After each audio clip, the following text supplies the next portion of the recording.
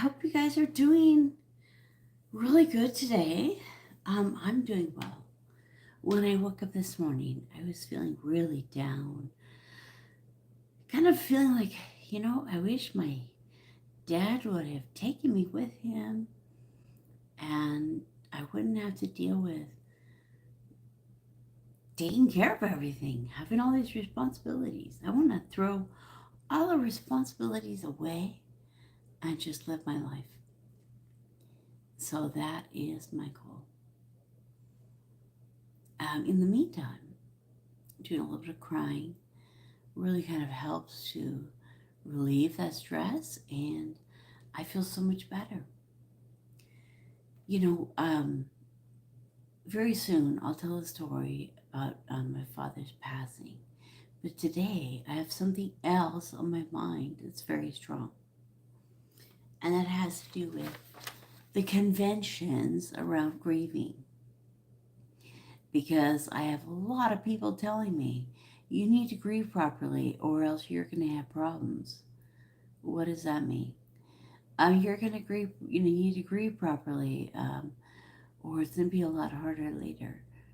What does that mean? So, when my sister passed away in 93, I was 21, she was 18. It was a huge blow to our family, to myself.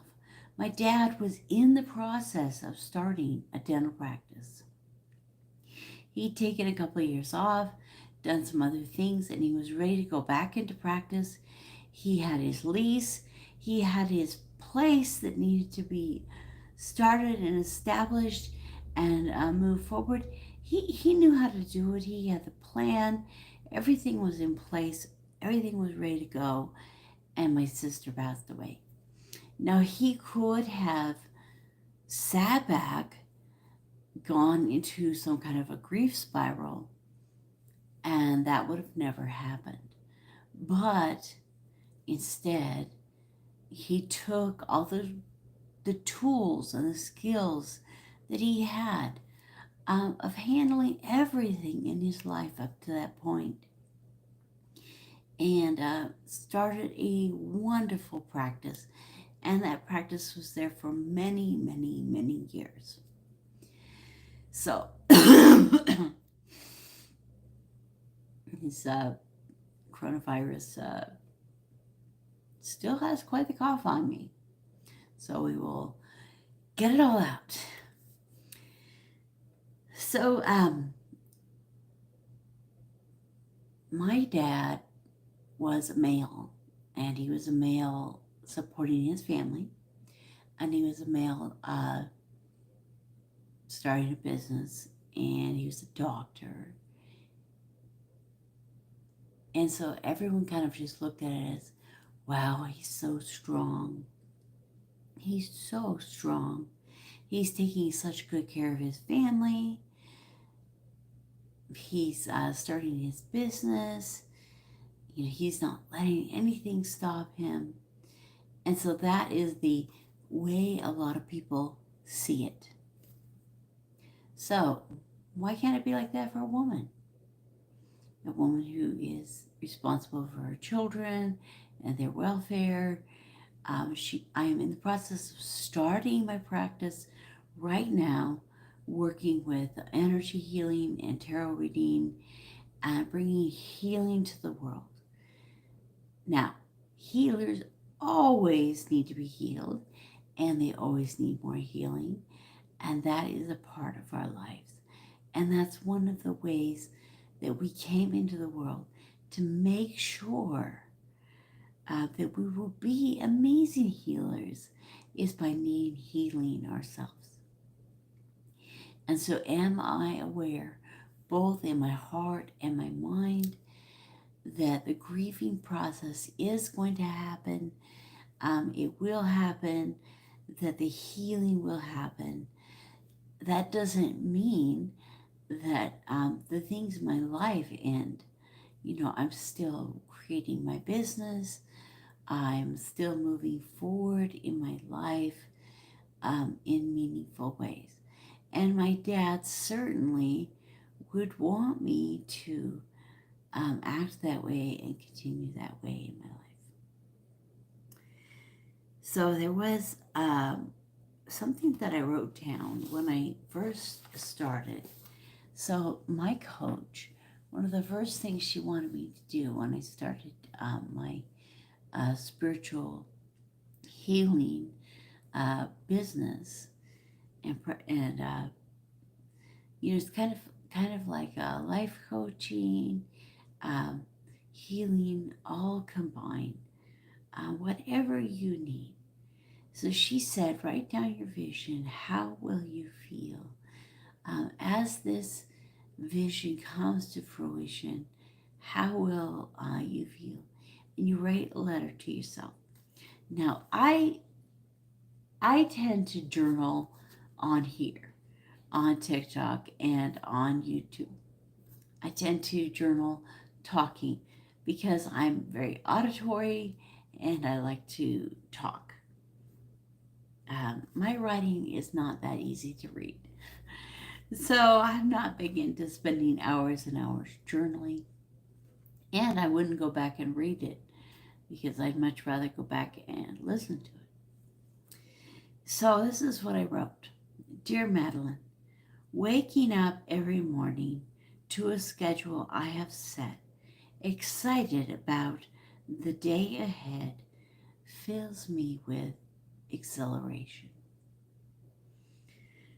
How will I feel? Being able to choose my clients, my hours, my activities feels safe and confident. Both giving and receiving, healing and hope feels free.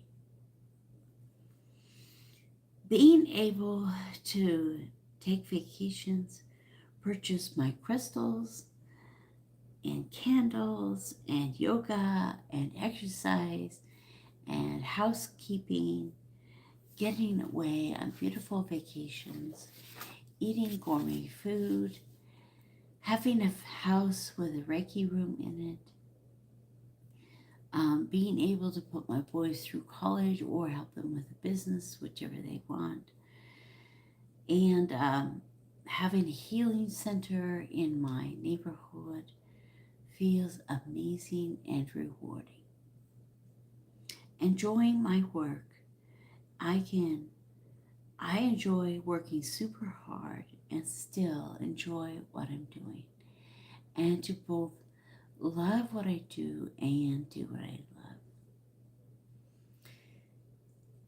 And I was talking to someone the other day and they were saying, make sure that you love what you do. And so sometimes you aren't doing what you love, but you're still loving what you do.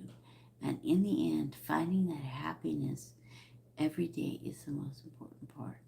So even when you're starting a business and doing these things, there can be a lot of fear and trepidation inside, or maybe I don't enjoy marketing as much, but still loving what you do is important. Having love and light flow freely in my life, and to feel comfortable in these activities. So I wanted to share that because there's no reason that that isn't still in my life and that isn't still part of my existence. At some point in my life, my dad was going to pass away, and there will be many moments when I will break down and cry, like this morning. And it was cool because I was crying and my son was rubbing my back. And I think it's good for our children to see us grieve. It's part of the grieving process. For our children to see us grieve. So I wrote down one other thing, and that is that A friend of mine is going through a huge amount of grief. He lost his mother, father, wife, brother, and another close family member, all within 5 years. A very tough time. And around the world right now, so many people have lost people through the pandemic and other things that are happening. So, loss and grief is something that's very important for us to deal with. And one thing he told me is, that he learned, don't let the dead person dictate to you how to grieve and how to live your life. So, how to grieve is your own personal journey. Excuse me. Now, learning about the cycles of grief, being able to go through that, and to have grief in your life and to embrace your emotions is extremely important. But, don't let that person dictate to you how to grieve. He was like, I know that my mother would want me to be happy, to be laughing, and to be having a good time, but I don't want to. So don't let the dead person dictate how you're supposed to grieve. Or let's say that you are feeling really happy and joyful and laughing, and then you want to feel guilty that, oh no, I should be feeling bad that someone just died in my family. Well, it doesn't mean that you're not going to laugh and have a good time. Don't let this person dying, and don't let that person dictate to you how you're going to grieve or how you're going to live your life. So when they were alive, you need to embrace your authenticity and freedom. And now that they're past, you can embrace your authenticity and your freedom.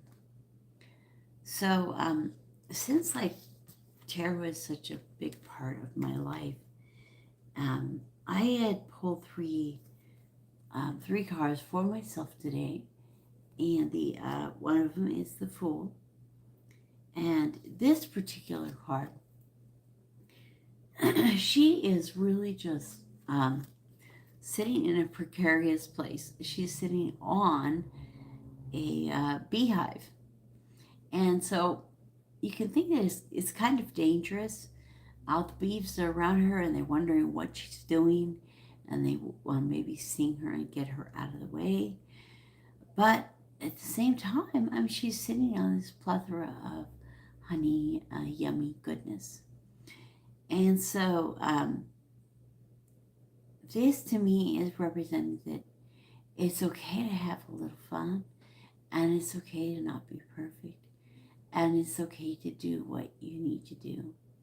You might even get stung a little, but it might be worth it. And then the second one, Justice. So I feel like at some point today there'll be two doors, and I have to pick the door. There's a red door and a blue door, and at some point I'll need to pick the door.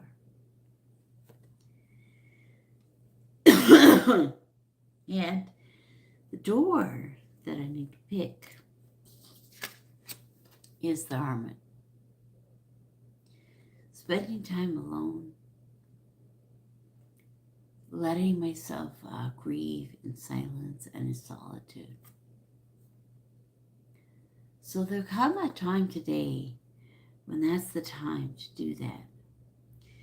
In the Bible it says there's a time for everything. There's a time to be happy, there's a time to be sad, there's a time to, celebrate, and there's a time to sow, and there's a time to reap. There's a time to play in the moment, and there's a time to mourn in solitude. And that's those doors that we pick when it's the right time.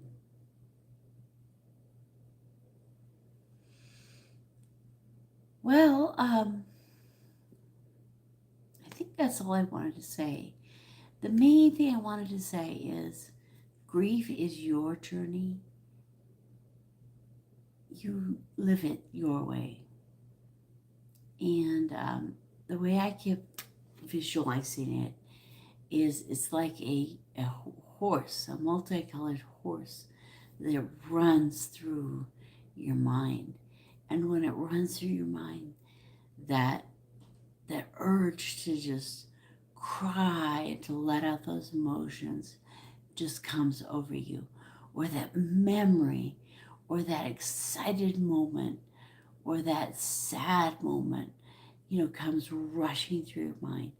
Let it happen, embrace it, and as you let it happen and flow through your life, you move on to the next phase, and that grief continues to heal you. And the second thing for me is, there's so many little things in your life. Reassess if the way you're thinking is a little bit gender related. Like that males should relate to loss and grief different than females, or that males should respond to sadness and difficulty different than females. A man needs to be given just as much time and space to grieve as a woman. And a woman needs to demonstrate that strength of purpose and will just as much as a man. And then there's the issue of race as well. So when we are a person in this world, are we treating ourselves as a whole person, or are we looking at the way we look and maybe how convention has raised us to approach these things? So in the end, let's set aside all the preconditions, and it's okay to feel a little bit of anger, a little bit of righteous wrath in all this, right? That's one of the steps of grieving is anger. So feel a little anger when you get triggered by someone, by something they've said. Let yourself be triggered and then look at the trigger. How is that going to help you heal? So healing to you, healing to me. Self-love to you, self-love to me. Let's embrace the light.